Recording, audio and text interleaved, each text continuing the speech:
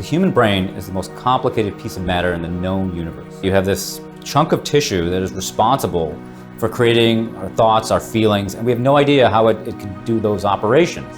So we need new methods to understand how it functions and how it's structured. Expansion microscopy takes samples and physically enlarges them. Use polymers that expand just like baby diapers when they get wet. And this allows the sample to increase in 3D size. This technique allows us to see amazing complexity in the sample. The structure of the sample stays the same, but it's just bigger. This is an image section of brain slice after expansion. All the blue dots are the individual cells themselves. And the red is a stain for specific types of cells.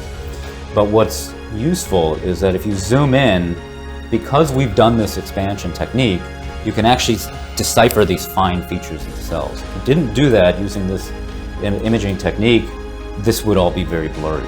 If we can image it, we can have a better understanding of how therapeutics work and how to treat the brain.